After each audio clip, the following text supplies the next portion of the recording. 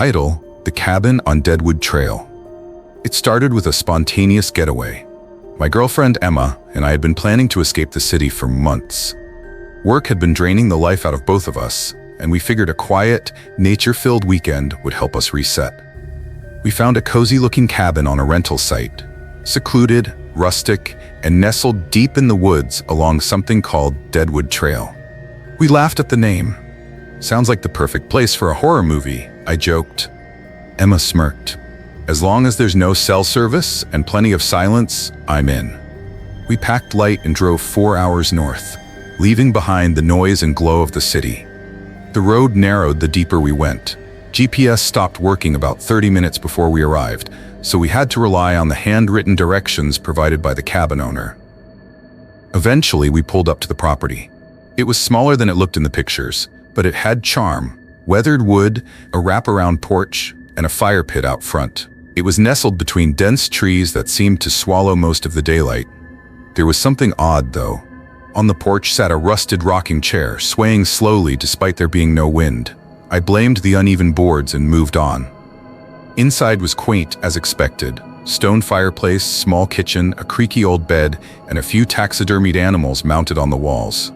We unpacked, made dinner, and lit a fire in the pit. The air smelled like pine and smoke, and for a moment, it felt like peace. Until the sun went down.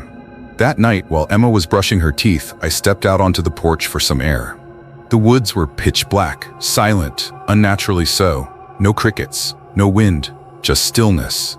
Then I heard something, a distant creaking sound coming from the trees.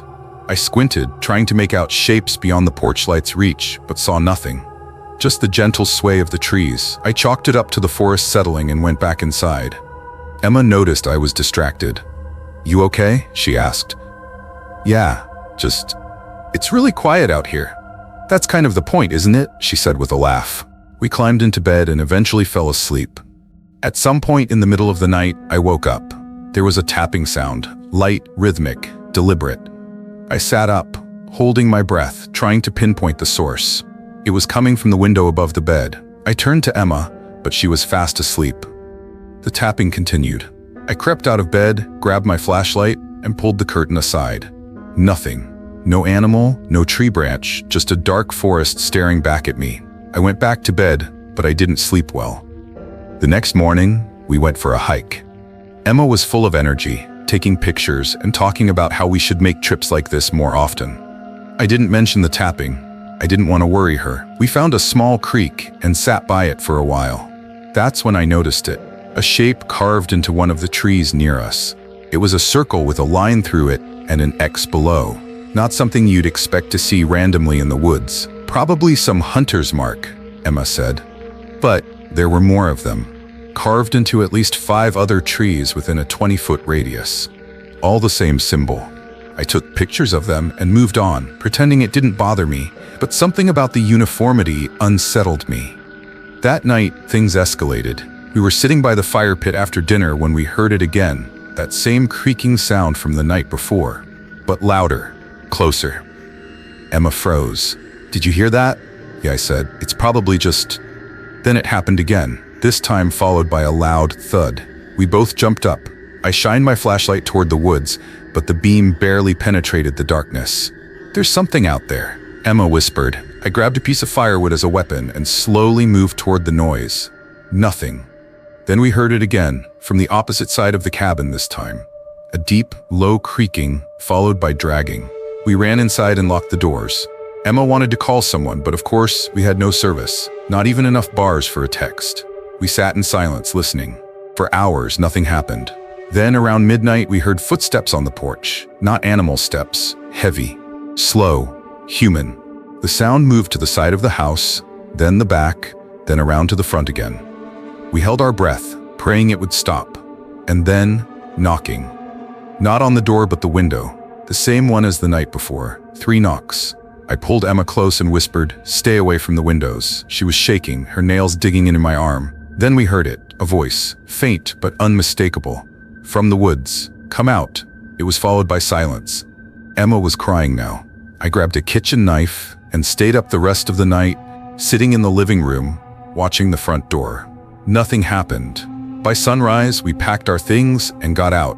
As we were leaving, I noticed something on the ground near the porch. Footprints. Bare feet. Dozens of them. All leading up to the cabin and none leading away. The moment we got signal, we reported the incident. The local sheriff said he'd send someone out, but I never got a call back. I tried following up, but they claimed they found nothing unusual. A few weeks later, I posted about it in a camping forum, hoping someone had experienced something similar. Someone replied. They said Deadwood Trail had once been the site of a small cult community in the 1970s. They believed in something called the Unseen Watcher, a deity who rewarded silence and punished trespassers. Apparently, they vanished one night without a trace. Some said they just walked into the woods and never came back. Others believe they never left. Emma and I haven't been back since. We don't talk about it much, and we try to pretend it never happened. But sometimes, when the house gets quiet, when everything goes still, I swear I can still hear it. That low, steady creaking, and a voice whispering from the dark. Come out. Ever since I was a kid, I'd always had this strange obsession with the ocean. Not just the beach, not just marine life. I mean the vast, black, open sea. There was something so mysterious, so ancient about it. Like the ocean had secrets that no human could ever fully understand. So when I landed a job as a night shift maintenance worker on a research vessel, I thought I'd hit the jackpot. The job was simple enough. It was a small vessel, no more than a dozen full-time researchers, and my job was to maintain the generators, the lighting systems, and occasionally mop up whatever mess the scientists didn't feel like cleaning. The ship, called the Vigilant Horizon, had been docked for months due to maintenance issues, and I was part of the skeleton crew hired to keep things running during its last deep-sea voyage. I'd only signed on for 2 weeks. 2 weeks. I was on day 4 when things started to feel off. The first 3 days were uneventful. I'd roam the halls during my shift, listen to music through one earbud, check the equipment, and write my updates in the logbook. But that night, night 4, I began noticing something odd with the security cameras. We had a room near the engine block with a feed from every security cam on the vessel. One camera, mounted just outside the lower-level storage bay, began showing static, just for a few seconds at a time. The footage would glitch, freeze, and flicker back to normal. I chalked it up to the salty air messing with the wiring. The weird part, though, was that every time the static came through, I swore I saw movement. Not just a shadow or a blur. Actual movement.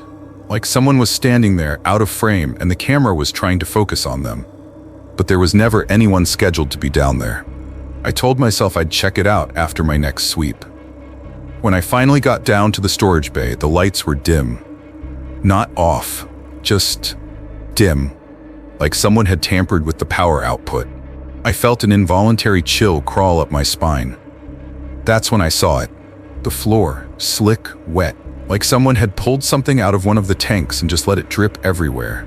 There were puddles leading from the storage crates to the far end of the bay, toward the heavy doors that led out to the deck.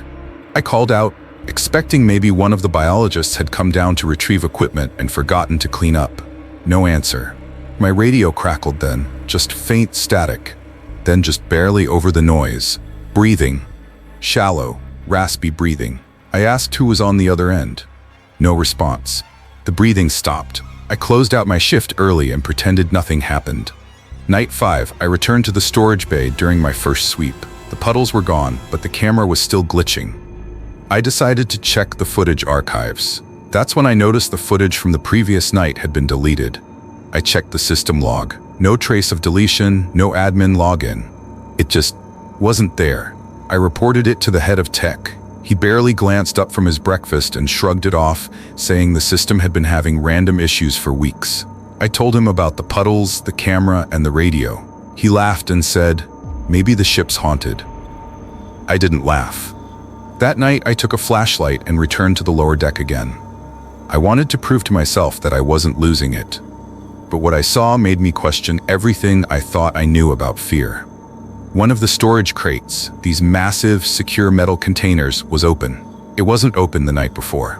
Inside, something glistened, something wet and black and oddly shaped. My light barely penetrated the interior of the container, but I saw something shift. I stepped back, and then it moved. Something long and thin slipped from the crate and landed with a sickening slap on the metal floor. I ran. I didn't stop until I was back at the control room, watching the camera feed again. The storage bay was empty. The crate looked sealed. I hadn't imagined it. I know I hadn't. Night 6, I was ready to quit. But the thing about being miles away from land in the middle of the Atlantic Ocean? There's nowhere to go. You can't just walk off the job. I decided I'd confront the lead researcher, Dr. Reeves. She was in charge of the whole expedition. I asked her point blank what they were storing in the crates. She gave me a long, cold stare and said only, "Specimens." I asked her what kind. She walked away without another word. That night, the power flickered, not just in one room, across the entire ship.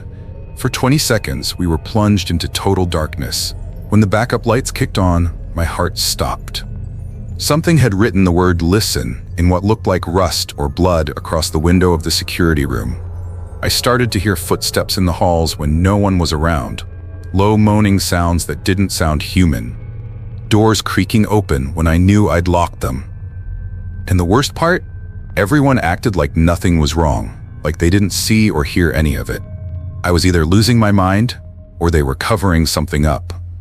On night 7, the screaming started. I was doing a round when I heard it, muffled, terrified screaming from one of the labs on the mid-deck.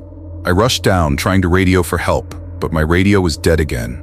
When I got there, the lab door was locked from the inside. I pounded on it, yelling. Then silence. The screaming had stopped. A minute later, the door slowly creaked open. Inside was dark. Equipment was smashed, papers scattered across the floor, and there was blood. On the walls, on the ceiling. No body. I ran to find Dr. Reeves. She was in her office, sipping tea, calm as ever. "Someone's missing," I told her. "There's blood everywhere." She didn't even look up. "Everyone is accounted for," she said softly. That was the moment I knew I needed off this ship. The final straw came on night 10.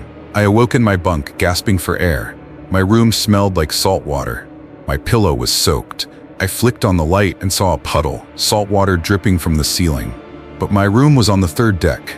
I followed the trail out into the hallway where it disappeared down the stairwell toward the lower levels. The ship groaned around me like something massive was shifting inside it. I never went down those stairs. I locked myself in the control room and stayed there until daylight. We docked in Lisbon 5 days later. I didn't wait for my paycheck. I didn't say goodbye. I left my uniforms in the room and walked off that ship with a small backpack and a heart full of terror. The ship never returned to Miami. I tried to find news about it. Nothing. No manifest. No press releases. No reports. It's like the vigilant horizon never existed. Sometimes I wake up in the middle of the night and swear I hear waves crashing outside my window. I live in Nebraska. Other times, I swear I see something glistening in the dark corner of my room, dripping wet and slowly retreating into shadow. And every now and then I dream of the sea, but the water is always red.